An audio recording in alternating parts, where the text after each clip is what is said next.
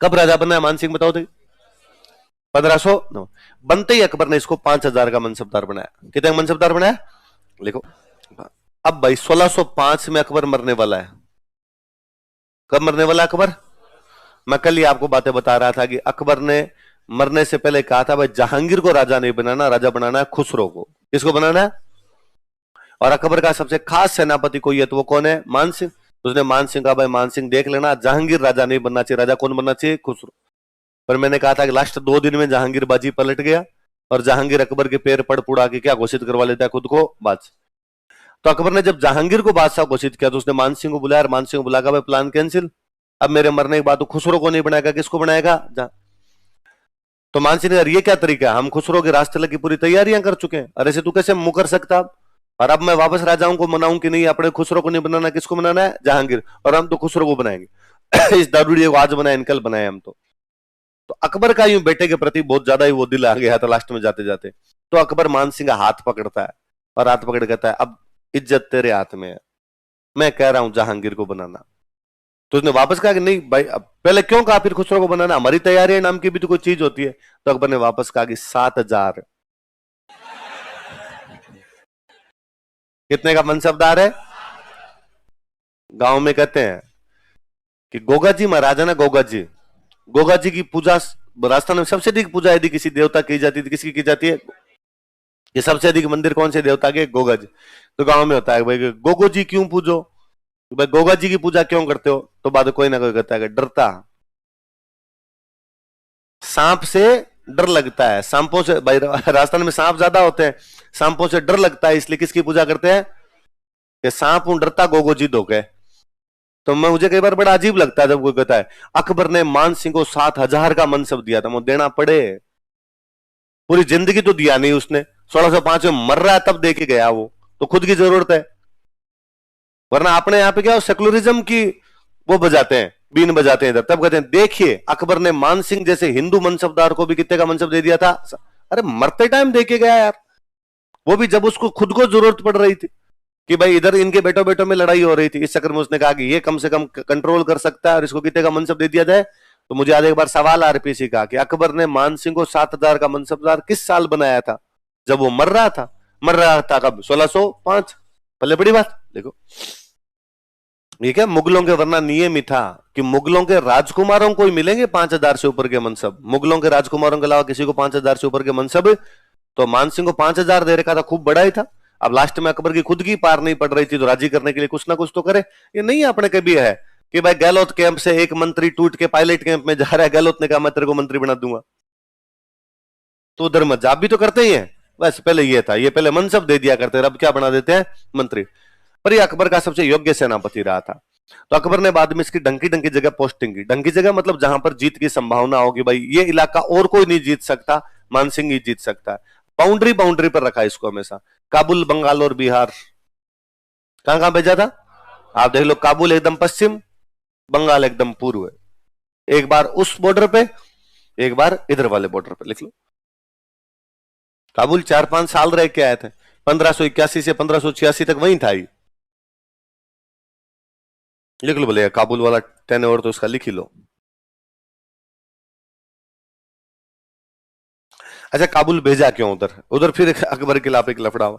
अकबर 1580 तक जाते जाते थोड़ा लिबरल होने लग जाता है, हिंदुओं के साथ में मीटिंगें करता है, जैनों के साथ मीटिंगें करता है, पुजारियों से यज्ञ करवा लेता है, इस प्रकार की बातें करने लग गया वो। तो मुसलमानों में बड़ा गुस्सा था उसके खिलाफ कि यार अकबर लगातार दूसरे धर्म वाले लोगों को भी बढ़ावा देता जा रहा है। तो जो कट्टर मौलवी टाइप के कोई लोग थे, उन्होंने अकबर के एक भाई को कहा कि तू अकबर को हटा के राजा बन जा। अकबर का एक सौतेला भाई है जिसका नाम है मिर्जा हकीम। क्या नाम है? वो काबुल रहता है। मिर्जा हकीम कहां रहता है? और इसने अपने आप को काबुल में बादशाह घोषित कर दिया। इसने कहा बादशाह अकबर नहीं है, बादशाह मैं हूं। और इसने कहा मैं काबुल से जाऊंगा आगरा, आगरा जाके अकबर को मारूंगा और अकबर को मार के वहां का मुगल बादशाह बनूंगा, पूरा हिंदुस्तान मेरा है। वो फर्जीवाड़ा कर रहा है, फालतू में हिंदुओं के साथ में बैठा रहता है। तो अकबर को लगा यार यदि आगे आगे यार इधर वाले मौलवियों को और अपने चक्कर में ले लिया तो अपनी गद्दी खतरे में आएगी। तो अकबर ने अपने सबसे योग्य सेनापति को भेजा कि मान सिंह जा, इधर आने मत दे, उधर मिर्जा हकीम का डोरा करके आ। मान सिंह ने मिर्जा हकीम को इतना पीटा, इतना बुरा पीटा कि उसके बाद पता ही नहीं है गया कहां। तो लिखो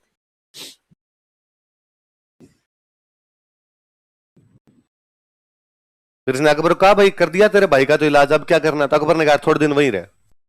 और काबुल के अंदर अफगान थे और अफगानों में जनजातियां थी, अलग अलग कबीले हुआ करते, और वो कबीले बड़े परेशान करते, अकबर को उनको टैक्स नहीं देते। और अफगानिस्तान की प्रवृत्ति आज भी कबीलों वाली है। कबीले के अंदर जो भी लोग रहेंगे वो कभी किसी दूसरे की सत्ता नहीं मानेंगे। अफगानिस्तान में प्रॉब्लम यही है कि अफगानिस्तान अभी तक मिनख नहीं बनाया है।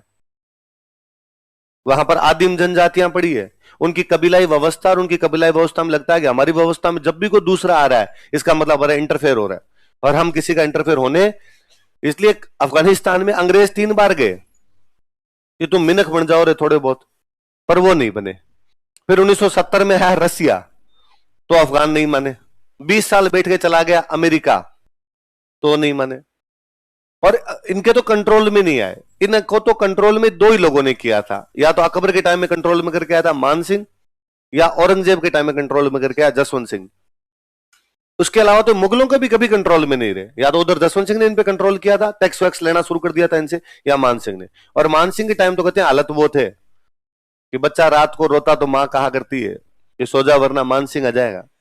इसका तो खौफ ही था वहां पे कि काबुल भूली नहीं अजैन वो खांडो बे हाथ, कि काबुल आज भी मान सिंह के हाथों के प्रहारों को और उसके हथियार खांडे को भूल नहीं पाई है। मात सुनावे बालगान खौफनाक रणगात, कि माँ आज भी अपने बच्चों को सोते समय वो खौफनाक कहानियां सुनाती है कि टाबर डर के चुपचाप सो जाता है कि कौन आने वाला है। तो इसने वहां 5 कबीले हराए। कितने कबीले हराए? जैसे मैं कुछ कबीलों के नाम बताता हूं, आप रिलेट कर पाएंगे। जैसे एक कबीले का नाम था वहां पे यूसुफ जई। क्या नाम था? मलाला। मलाला का पूरा नाम क्या है? तो कबीला ही तो यूसुफ जई। जैसे मैं एक कबीले का नाम बताता हूं, अफरीदी। शाहिद अफरीदी पाकिस्तान का कैप्टन था, तो अफरीदी कबीला होता है। तो शाहिद अफरीदी खुद भी कबीले जैसा नहीं लगता ना? कबीले का आदमी कोई नियम कानून कायदा नहीं, वैसा वैसा ही तो है कि कोई नियम कानून कायदा न, बुद्धि नाम की चीज थी, वो कोई बुद्धि नहीं थी। वो मुझे हमेशा लगता है कि यार वो इतना क्रिकेट खेल कैसे गया। 2011 में मोहाली में भारत पाकिस्तान के बीच में सेमीफाइनल है, इंडिया मरपड़ के रन बनाती है 260, तेंदुलकर के 85 रन है, जिसमें तेंदुलकर को 6 जीवनदान है। पाकिस्तान वालों ने कितने जीवनदान दिए? तब इंडिया को मर पड़ के पहुंची। सुरेश रैना शायद लास्ट के अंदर आगे 50 बना के गया था कोई, और ये 260 के आसपास तक पहुंचे। और पाकिस्तान बहुत अच्छी पोजीशन के अंदर है।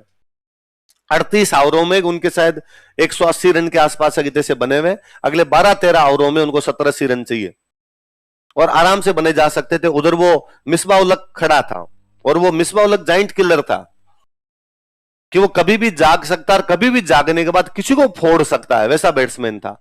तब ये आता है, कप्तान आता है। इसे उम्मीद ये थी कि ये जाएगा और जाके वहां पे 15-20 बॉल ही खेल ले। ये 15-20 बॉल खेलेगा तो 15-20 बॉल के अंदर 20-30 रन बनाएगा, और ये 20-30 बनाएगा, तब तक मिसबा उधर से 20-30 बना देगा, रिते में स्कोर खत्म हो जाएगा। भाई पहली बॉल पे आउट होके गया। वर्ल्ड कप है तो है, सेमीफाइनल है तो है, मैं मेरे तुक्के मारूंगा, तुक्का लग गया तो ठीक है, नहीं लगा तो ठीक। वापस थोबड़ा ऊंचा करके वापस जा रहा है। तो अफरीदी उस टाइप का बंदा था। तो अफगान सारे उस टाइप के से रहे हैं एकदम, कि जो किसी की दूसरे की सत्ता मानने के लिए तैयार नहीं है, भले उनको कोई कितना भी समझाना चाहे वो समझने के लिए तैयार। अमेरिका जैसा देश उनको समझा के चला गया, रहे मिनख बदल गए और ऐसे रहते हैं, पर उनके समझ में नहीं है। तो देख लो अभी भी हेलीकॉप्टर के लटकते हैं, अभी भी आप मिनख मानते हो।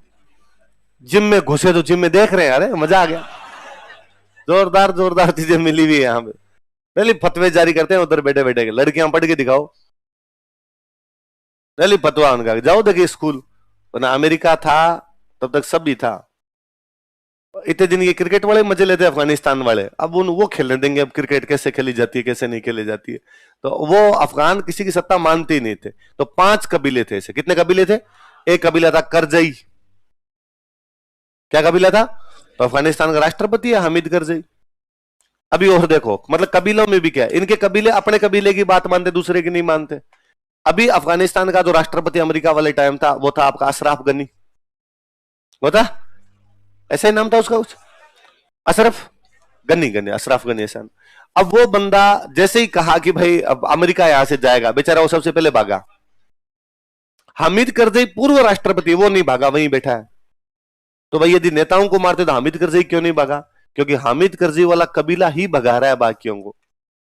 तो हामिद करजी वाला कबीला हामिद करजी को तो भगाएगा नहीं, उसको बेचारा अशराफ को लगता था मेरे वाला कबीला तो लीड में है नहीं, मुझे मारेंगे, तो वो बेचारा सबसे पहले भाग गया यहाँ से। तो 5 कबीले हरा के आया, इसलिए आमिर के झंडे का रंग कर दिया पचरंगा। आमिर के झंडे का रंग कैसा किया?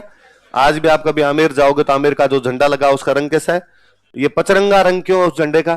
क्योंकि काबुल में कितने कबीले आ रहे थे। पहले आमिर का झंडा हुआ करता सफेद। आमिर का झंडा कैसा था? सफेद। और इस सफेद झंडे के अंदर बनी होती है एक झाड़ी। क्या बनी होती थी?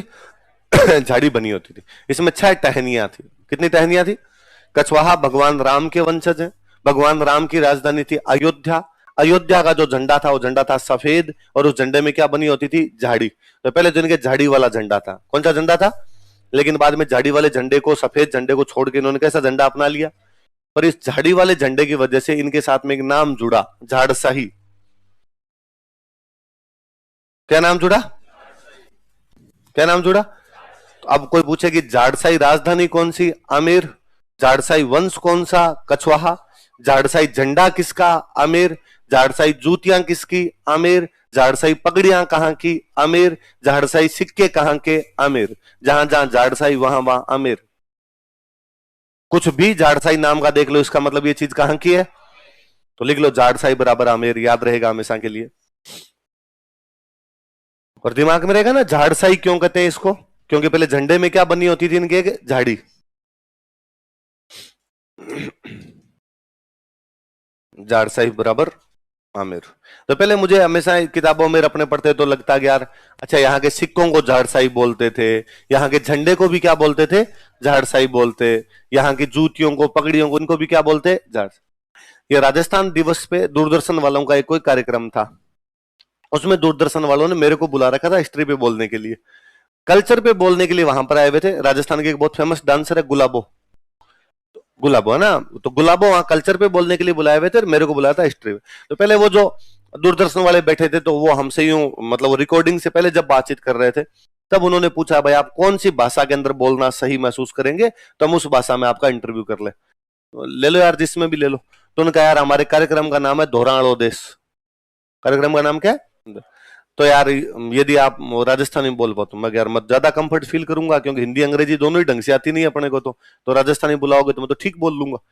तो उन्होंने कहा ठीक है। तो उन्होंने वापस गुलाबो जी से पूछा भाई आप कौन सी भाषा में बोलना सही महसूस करेंगे? तो उनके मुंह से ब्लंट तरीके से निकला कि मैं तो झाड़साई बोलूंगी।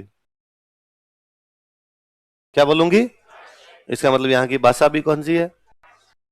तो झाड़साई का मतलब ही क्या है? आमिर। क्या मतलब झाड़साई का? याद रहेगी बात, जहां जहां झाड़साई वहां वहां कुछ भी पूछ ले, झाड़साई नाम आते आमिर करना है, आमिर आते ही झाड़साई। अगला लिखो, कौन कौन से राजाओं को राय बताओ देखे? पूरणमल, अनंत चेरू और खुर्दा का राजा कौन है? रामचंद्र। इतने में समाचार मिले कि उड़ीसा में अपने एक जगह पड़ती है पुरी। कौन सी जगह? पुरी में भगवान विष्णु का एक मंदिर है जिसका नाम क्या है? जगन्नाथ। क्या नाम है? और इससे अफगानों ने कब्जा कर लिया। किसने कब्जा कर लिया? अफगानों की और मुगलों की आपस में बनती नहीं थी। बंगाल बिहार मुगल जीत रहे हैं तो विरोध कौन करेंगे उनका? अफगान। और दो अफगान पुरी पर कब्जा कर गए, और पुरी पे कब्जा करके कौन से मंदिर पे कब्जा कर लिया? उन दो अफगानों के नाम थे, एक बंदे का नाम था नासिर खान। क्या नाम था? और एक बंदे का नाम था कतलू खान। क्या नाम था? कितना प्यारा नाम है, कतलू। नाम ले तो यूं मजा सा जाए, कतलू। मान सिंह को समाचार मिले कि नासिर खान और कतलू कहां कब्जा कर गए? पुरी के जगन्नाथ मंदिर। और इन अफगानों ने कहा पुरी का जगन्नाथ मंदिर तोड़ेंगे। तो मान सिंह ने कहा बाकी चीजें बाद में, मंदिर नहीं टूटना चाहिए। मान सिंह गया, उसने नासिर खान और कतलू खान दोनों का कत्ल किया। और कौन सा मंदिर बचाया? लिखो, 2 नगर बसाए थे इसने। कितने नगर बसाए? कहां पोस्टिंग दी थी पहले? बंगाल में। बंगाल में जब पोस्टिंग दी तो कौन से बादशाह ने पोस्टिंग दी? अकबर। तो वहां पर एक शहर बसा के अकबर नगर। कौन सा शहर बसा के? आजकल अकबर नगर को बोलते हैं राजमहल। अब क्या बोलने लगे? बाद में बिहार में पोस्टिंग मिली तो अपने नाम से एक शहर बसाया, मानपुर। कौन सा बसाया? बंगाल में कौन सा शहर है? अकबर नगर को आजकल क्या कहते हैं? और बिहार में कौन सा? उधार लो ऐसे नगर लिखे, टाउन्स। अच्छा, मुगलों के पास खुद के पास में और बादशाह से पहले क्या उपाधि हुआ करती थी? मिर्जा। क्या उपाधि होती? फिर मुगलों ने जब खुद ने बादशाह लगाना शुरू कर दिया तो अपने जो खास राजा होते हैं उनको मिर्जा की उपाधि दे दिया करते। अकबर का खास सेनापति कौन है? मान सिंह। तो उसने मान सिंह को क्या उपाधि दे दी? मिर्जा राजा। तू भाई हमारा मिर्जा राजा है। तो उपाधियां, टाइटल्स। तो क्या क्या उपाधियां बताओ देखे? मिर्जा राजा और फर्जंद। वहां साउथ इंडिया जहांगीर के टाइम में फिर मान सिंह पे जहांगीर को ज्यादा विश्वास था नहीं, क्योंकि जहांगीर जानता था कि मान सिंह जहांगीर को राजा नहीं बना, किसको राजा बनाना चाहता था? खुसरो। तो जहांगीर ने बाद में साउथ इंडिया भेज दिया, डिमोशन किए थे बाद में तो, और साउथ इंडिया की तरफ भेज दिया था। वही साउथ इंडिया में महाराष्ट्र में एक जगह पड़ती है एलिचपुर। कौन सी जगह? यहाँ एलिचपुर के अंदर डेथ हुई थी। तो मान सिंह की डेथ कहां पर हुई थी? लिख लो नीचे। महाराष्ट्र में एलिचपुर नामक स्थान पर मान सिंह की मृत्यु हुई थी।